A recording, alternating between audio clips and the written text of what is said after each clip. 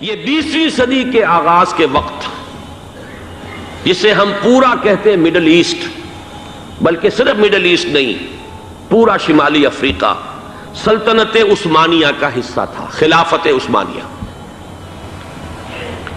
Libya, الجزائر، مصر، پورا حجاز، یمن، پورا عراق، شام، اور یہ شام ہی کے حصے ہیں در حقیقت، اردن اور لبنان، یہ سب، یہ شام عرب، عراق عرب، یہ پورا علاقہ خلافت عثمانیہ یہ اس کا حصہ تھا۔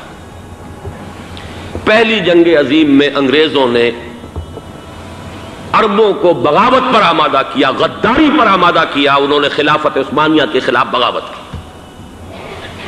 بیج بوئے ان کے دلوں کے اندر نفرت کے، ابھارا انہیں، تم ترکوں کے غلام کیوں ہو، تمہیں خود حاکم ہونا چاہیے، تم کھڑے ہو جاؤ، ہم مدد کریں گے، تم بغاوت کرو، تم ان ترکوں کے خلاف ہماری مدد کرو، ہم تمہیں آزاد کر دیں گے، تم اپنے پاؤں پر خود کھڑے ہو جانا۔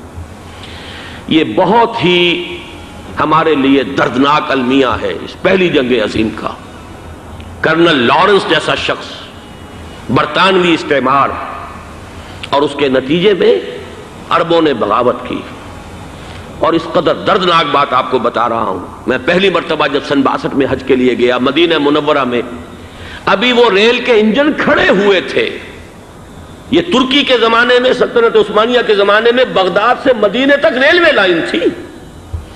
یہ پورا ایک عالم سلطنت عثمانیہ، صرف سلطنت نہیں، خلافت عثمانیہ، پوری ٹرینیں جو ہے ترکوں کی اڑائی گئی، ہزاروں ترکوں کو شہید کیا گیا، یہاں تک کہ صحن حرم میں شہید کیے گئے سینکڑوں ترک۔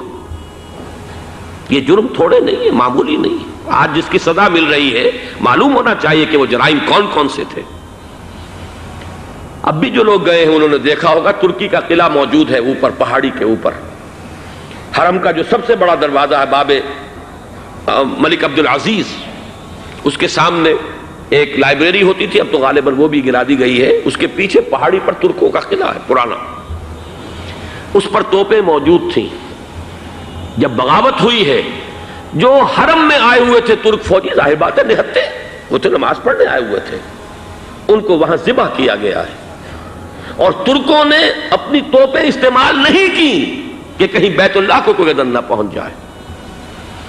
بہرحال یہ غداری ہوئی ہے پہلی جنگ عظیم کے دوران، اور نہ صرف ترکوں کے، عربوں نے کی ہے۔ جیسا کہ میں نے کہا تھا، دو ہیں سب سے بڑے مجرم روئے ارضی کے اوپر امت مسلمہ کے طبقات۔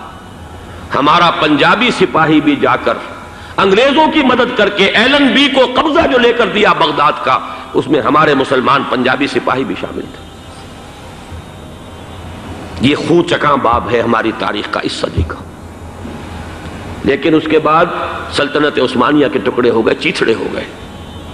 ایک انگریز نے لکھا ہے یہ جملہ، زہر میں بجھا ہوا جملہ، کہ تاریخ میں یہ بات ثبت ہو جائے گی کہ ایک انگریز نے اس سلطنت کے ٹکڑے کر دیے کہ جو عمر فاروق نے قائم کی تھی رضی اللہ تعالیٰ عنہ۔ یہ پورا عالم، یہ تمام علاقہ کس نے فتح کیا تھا؟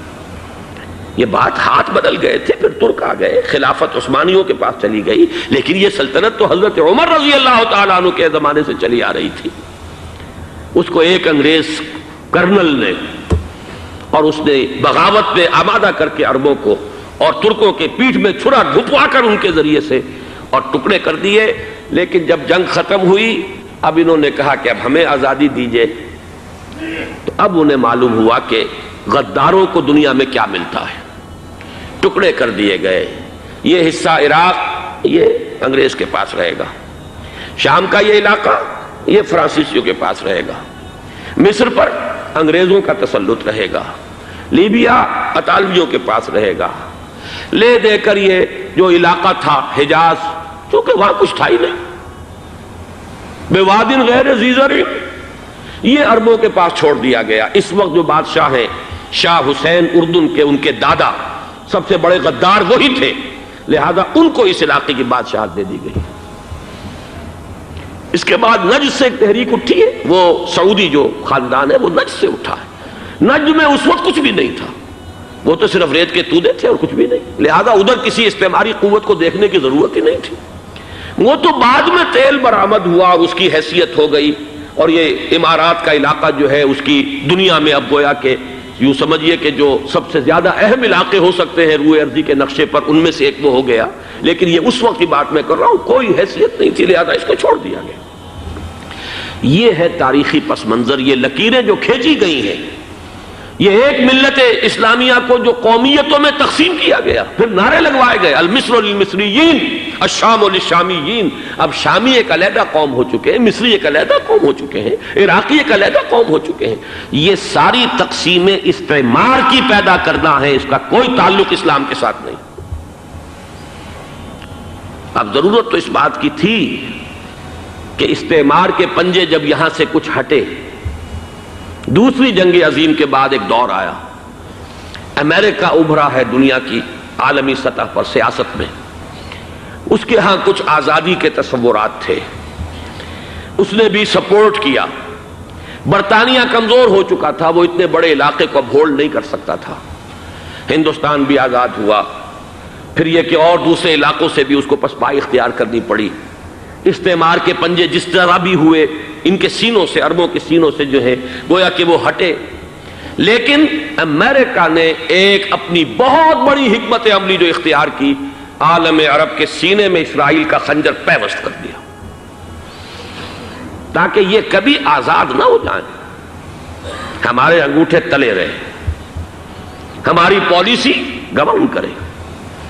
یہ استعمار کا دوسری جنگ عظیم کے بعد، جہاں برطانوی استعمار، فرانسیسی استعمار رفتہ رفتہ یہ ہٹنے شروع ہوئے۔